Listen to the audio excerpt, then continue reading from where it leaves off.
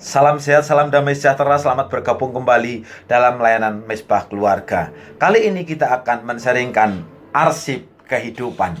Seorang bekas tahanan politik tahun 1965 pernah datang dan mengungkapkan kerinduan hatinya agar dirinya dibersihkan dari tuduhan itu dengan harapan hak-haknya kembali dan dia mendapatkan pensiun. Kemudian ia menyanyi. Pernah ada lagu yang syairnya berbunyi, Tuhan tolong hapuskan air mataku. Tetapi waktu itu dia menyanyi, Tuhan tolong hapuskan papan tulisku. Ia minta tuduhannya di-delete. Nah, waktu itu dia belajar, dia mengajar dengan blackboard bukan whiteboard. Kenapa papan tulis? Karena ia adalah mantan guru. Seorang pemuda dalam pesan WA-nya menulis, saya mau nanya, Bapak pernah nggak tiba-tiba teringat dengan kesalahan yang pernah kita lakukan sebelumnya? Oh sering, tapi bagaimana cara menanganinya itu yang lebih penting. Karena beberapa hari ini saya merasa terhakimi dengan apa yang pernah saya lakukan dulu. Padahal itu sudah lama, itu membuat saya merasa sangat berdosa terhadap Tuhan. Bagus masih ingat dosa, supaya tidak mengulanginya lagi. Nah, Bapak Ibu Saudara, wajar kita termasuk orang normal kalau kita masih mampu mengingat semua memori kita. Kalau tidak, nenek bilang berbahaya, bisa-bisa kita sudah pikun. Langsung saja atas pertanyaan pemuda di atas, saya hanya bisa menunjukkan jaminan Tuhan atas pengampunan yang Ia berikan kepada setiap kita yang pernah berbuat tidak taat, pernah berdosa atau menentang kehendak Tuhan, baik lewat pikiran, perasaan, perkataan, tindakan, kebiasaan, bahkan karakter.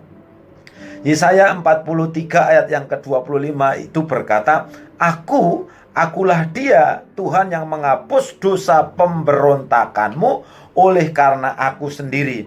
Dan aku tidak mengingat dosamu. Ingat ini, Tuhan tidak mengingat dosamu. Gambarannya seperti ini. Kita punya utang dan tidak bisa bayar. Lalu si piutang sudah melunaskan hutang-hutang kita di atas meterai. Kenapa kita sebagai debitur selalu merasa bersalah dan merasa masih punya hutang? Itu namanya tidak percaya kepada kebaikan orang atau kepada orang yang melunaskan hutang tadi. Yang harus kita kerjakan seharusnya adalah kamsia, CC, terima kasih, matur nuwun, thank you.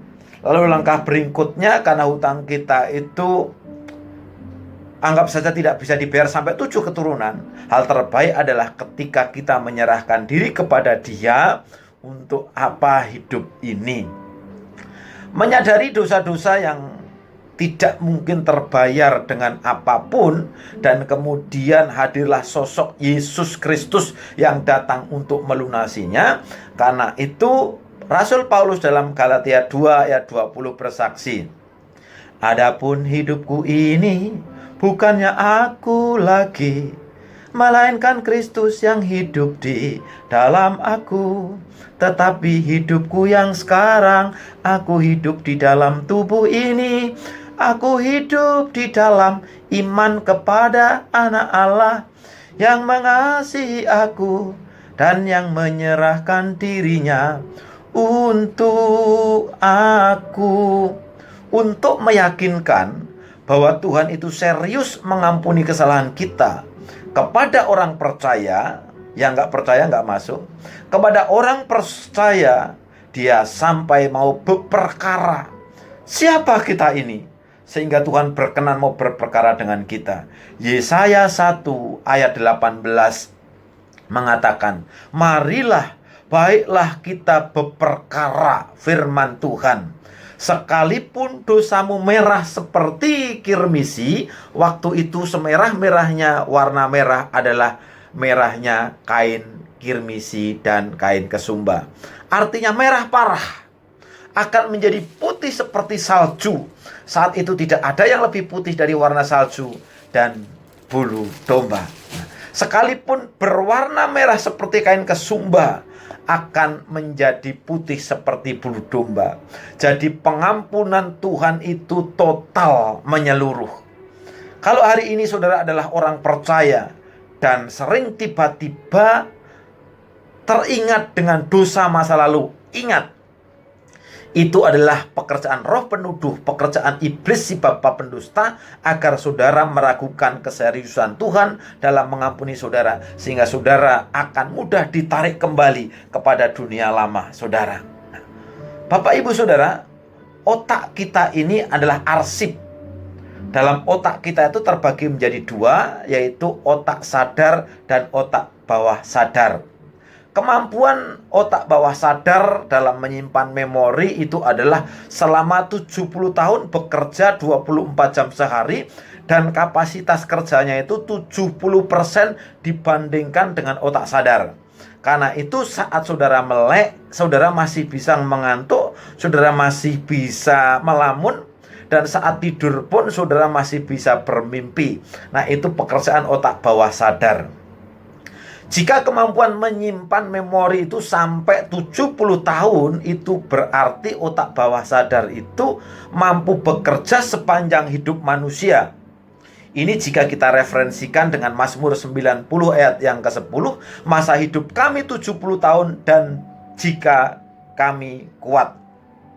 Yang menjadi masalah adalah otak yang adalah arsip yang seharusnya menyimpan catatan-catatan penting, ternyata sampah-sampah pun, hal-hal yang tidak berguna, yang jelek-jelek, justru itu yang disimpan. Nah, satu-satunya cara membuang sampah-sampah dosa masa lalu ialah dengan mengampuni, artinya melupakan. Hal inilah yang dilakukan Tuhan. Ia melupakan kesalahan kita dan mengubahnya menjadi seputih salju atau seputih bulu domba. Sehingga ketika saudara menerima Yesus sebagai juru selamat pribadi, ketika saudara menerima Yesus sebagai Tuhan secara pribadi, satu-satunya yang menguasai dan memerintah hidup kita, maka yang nampak di hadapan Tuhan adalah saudara terlihat sebagai manusia seutuhnya. Jadi ketika Tuhan melihat saudara, seakan-akan bahwa Tuhan itu sedang bercermin. Nah, karena pengampunannya, kita dikembalikan ke fitrah semula sebagai gambar dan rupa Allah. Selamat mengampuni dan semua jalan di depan saudara akan terbuka. Ini janji Tuhan. Tuhan Yesus memberkati.